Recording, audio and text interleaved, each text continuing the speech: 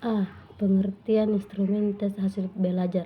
Nah, instrumen hasil belajar adalah alat ukur yang digunakan untuk menentukan pencapaian hasil belajar peserta didik.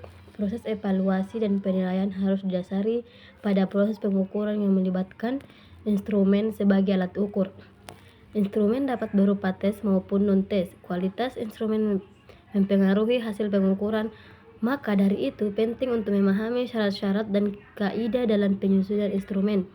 Alat ukur yang baik dapat mengukur data secara akurat sesuai dengan fungsinya. Tentu, karakteristik instrumen yang baik memiliki dasar valid, reliable, relevan, representatif, praktis, diskriminatif, spesifik, dan proporsional. Yang pertama yang saya jelaskan yaitu valid. Nah, valid berarti kecocokan, maka instrumen yang valid dapat mengukur apa yang hendak diukur secara akurat. Misalkan alat ukur hasil belajar, maka alat ukur tersebut harus benar-benar mampu mengukur hasil belajar, seperti halnya mengukur keaktifan media, model, metode, strategi, dan komponen belajar lainnya. Nah, yang ketiga, relevan. Relevan berarti sesuai, artinya instrumen yang dirancang harus sesuai dengan indikator standar kompetensi dan kompetensi dasar yang telah ditetapkan.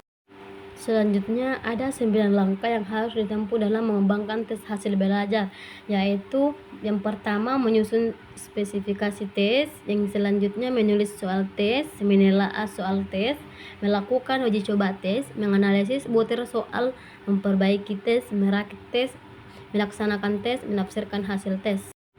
Nah, kesimpulannya itu tes merupakan instrumen evaluasi yang paling umum dipakai dalam dunia pendidikan sebagai alat ukur untuk dominan kognitif. Tes memiliki jenis yang beragam sesuai dengan fungsinya, seperti tes prestasi belajar, tes penguasaan, tes bakat, tes diagnostik, tes penempatan. Jika dilihat dari bentuk jawaban peserta didik, maka tes dapat dibagi menjadi 3, yaitu tes tertulis, tes lisan, perbuatan. Nah, di sini tes tertulis ada 2 bentuk, yaitu bentuk uraian atau esai dan bentuk objektif.